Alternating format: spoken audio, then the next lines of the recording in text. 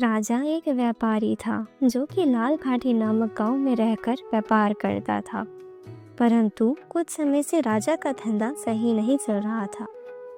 आओ भैया, ताजा ताजा फल सब्जी ले लो। हाँ ये ना दीदी, फल ले लीजिए। पूरा दिन निकल गया लेकिन आज भी राजा के बहुत कम फल सब्जियां बिके। राजा उदास होकर अपने कमरे में लेटे लेटे सोच रहा था, यहाँ अब व्यापार सही से नहीं हो रहा मुझसे। अब मुझे कोई नया उपाय सोचना होगा।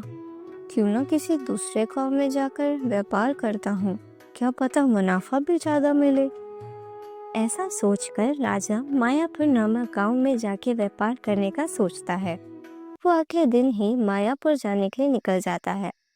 राजा को लगा कि मायापुर शाम तक पहुंच जाऊंगा, परंतु उसकी किस्मत उसे कहीं और ही ले जा रही थी। सूरज ढलने को आ गया, परंतु अभी तक मैं मायापुर नहीं पहुंच पाया। लग रहा है कि मैंने कोई गलत रास्ता चुन लिया है।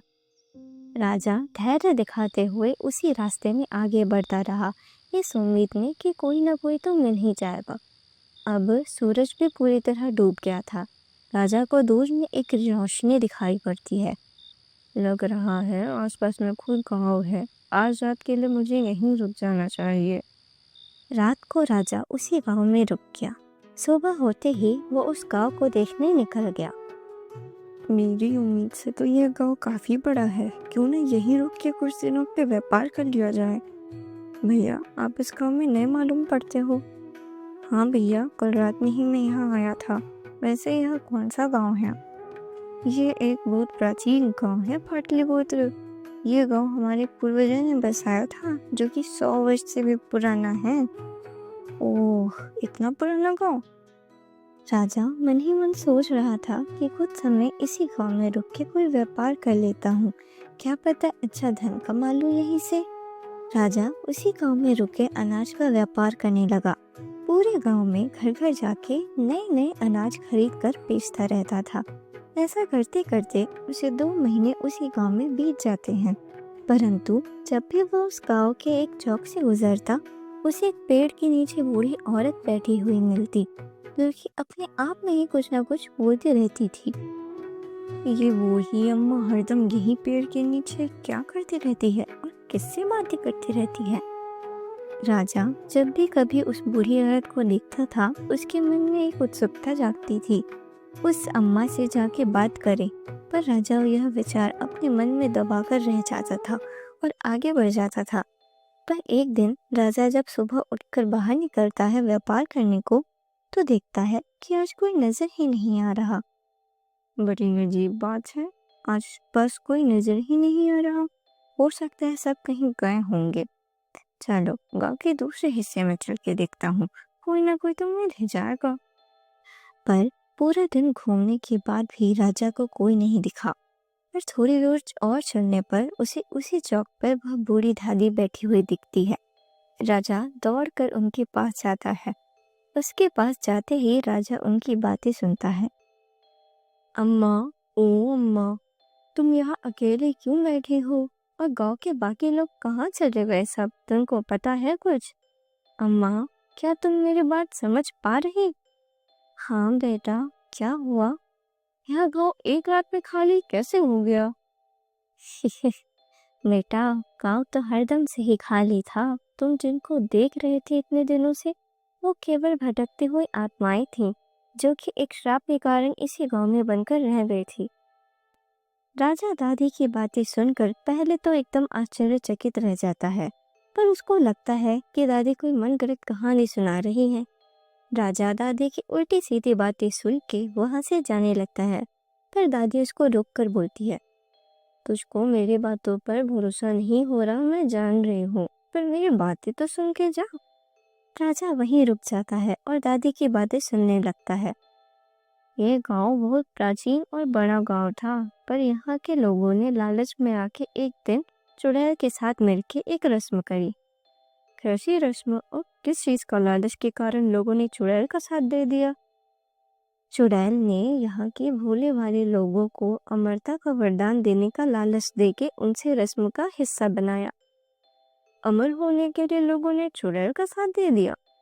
हाँ, उस चुड़ैल ने गांव के कुछ लोगों के साथ बैठ के शैतान का यज्ञ किया चंद्रग्रहण की रात को, और वह सफल भी रहा।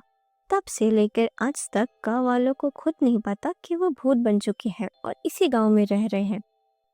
राजा यह सब सुनकर हैरान था, पर वो मन का बहुत ही दयालु आदमी था। उसे इन गांव वालों के लिए बुरा लग रहा था। राजा उनकी मदद करने का मन में निश्चय करता है। अम्मा, क्या मैं उनकी मदद नहीं कर सकता? हाँ बेटा, एक रास्ता है, पर इसमें बहुत खतरा है। कैसा रास्ता अम्मा, बताओ, मैं करने के लिए तैयार हूँ। क्या तुमने अच्छे से सोच लिया है ये खतरा उठाने के लिए? हाँ अम्मा, मुझे इन लोगों की मदद करनी ही होगी, वरना भगवान जाने कितने सालों तक ये सब इन श्राप के कारण इसी गांव में बंद रहेंगे। ठीक है बेटा, आज से 2 दिन बाद अमावस्या की रात है। वो चुड़ैल गांव के सभी लोगों की आत्माओं को कैद करके ले गई है, जिससे वो उनको शैतान के हवाले करके खुद अमर हो जाए। अच्छा, पर अम्मा, मैं उन गांव वालों की मदद कैसे कर पाऊंगा? तुमको उस चुड़ैल के घर जाकर वहाँ एक मटका मिलेगा, जिसमें उस चुड़ैल ने इन सारी आत्माओं को कैद करके रखा है। तुमको उसको चुरा के लाना होगा इस गांव में, लेकिन उससे पहले तुमको उस चुड़ैल की शक्तियाँ खत्म करनी होगी।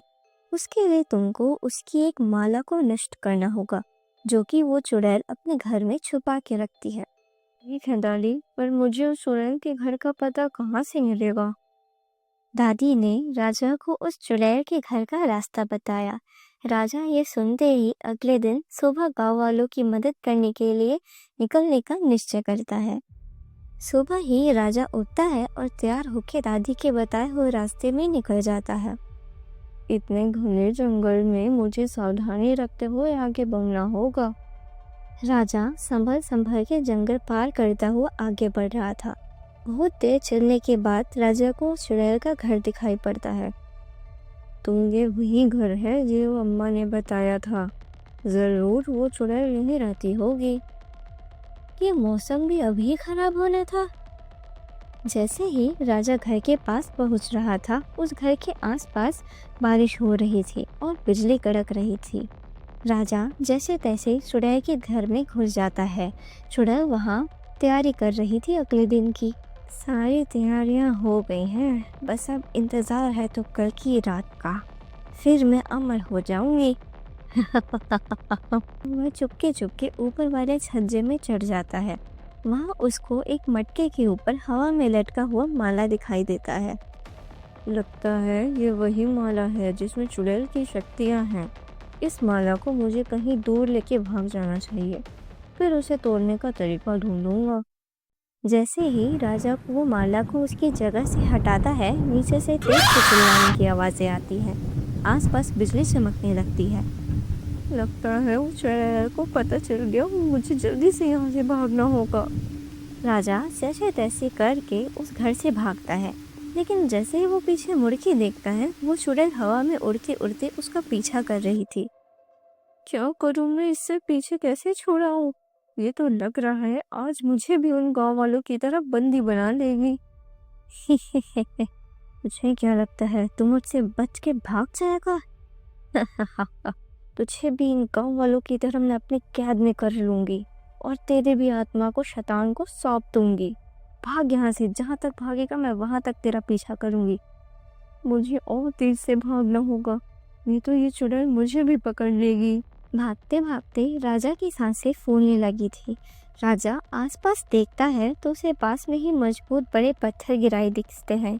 राजा जल्दी से उस माला को वहाँ एक पत्थर के ऊपर रखता है और दूसरा पत्थर से उस माला के ऊपर मारता है। ये माला टूट क्यों नहीं रहा? लगता है मुझे और जोर से इस माला पे मारना होगा। राजा पत्थर से माला को तोड़ने की कोशिश कर ही रहा था और चुड़ैल भी बहुत पास आ गई थी। राजा पीछे मुड़ के देखता है कि चुड़ैल बस थोड़ी ही दूर पर है, तो राजा अपना पूरा जोर लगा के एक आखिरी प्रहार करता है। आह! जैसे ही राजा अपना पूरा दम लगा के पत्थर को माला के ऊपर मारता है, माला टूट जाती है और ऐसा होते ही चुड़ैल की सारी शक्तियाँ गायब हो जाती है। ये तूने सही नहीं किया मेरी शक्तियाँ गायब करके। मैं वापस आऊंगी और अपना बदला सबसे पहले तुझसे ही लूंगी। तब तक तू भले इन गांव वालों को बचा के ले जा रहा है, पर मैं वापस आऊंगी तो किसी को नहीं छोड़ूंगी, किसी को नहीं। ऐसा ऐसा कहते ही चुड़ैल हवा में उड़ के भाग जाती है और वहाँ चुड़ैल की शक्तियाँ जाने के बाद गांव में लगा श्राप भी टूट जाता है और गांव के लोगों की आत्मा वापस गांव में लौट जाती है।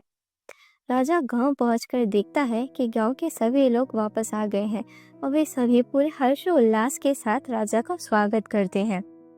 अरे, आप सभी को मुझसे ज्यादा उन बूढ़ी अम्मा का शुक्रिया करना चाहिए जो कि उस पेड़ के नीचे बैठी रहती हैं। उन्होंने ही मुझे आप सबके बारे में बताया और यह भी बताया कि चुड़ैल से आप लोगों को कैसे बचा के लाना है। उस भीड़ में से एक आदमी बोलता है, दादी, बहुत सी दादी, उस पेड़ के नीचे तो कोई नहीं बैठा रहता है। राजा यह सुनकर फिर से हैरान हो जाता है। अरे, वो पेड़ के नीचे जो हरदम बैठी रहती थी।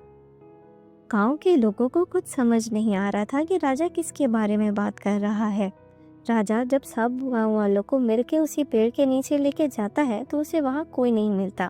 राजा और ज्यादा हैरान हो जाता है। दादी तो पिछले 2 महीनों से हरदम यहीं बैठी रहती थी, आज क्यों नहीं है यहाँ? तभी राजा को अपने कानों में दादी की आवाज सुनाई देती है। राजा, तुम बड़े भले आदमी हो और तुमने आज अपनी बहादुरी से उस चुड़ैल को हराया है। अब मैं चलती हूँ और कहीं और जहाँ किसी को मेरी जरूरत होगी वहाँ उनकी मदद करने जा रही हूँ। राजा ये सुनकर खुश हो जाता है और अपने घर चला जाता है। घर में लेटे लेटे राजा बूढ़ी अम्मा के बारे में ही सोच रहा होता है। फिर उसके दिमाग में एकदम से ख्याल आता है कि पक्का बूढ़ी अम्मा कोई अच्छी भूत नहीं होंगी जो कि जरूरतमंद लोगों की मदद करती होंगी। इस बार तो ये राजा के कारण मैं अमर होते होते रह गई, पर अगली बार मैं अपनी पूरी तैयारी करके जाऊंगी और सबसे पहले उस राजा को ही अपना बंदी बनाऊंगी। ऐसा सुनते ही राजा उठ के बैठ जाता है।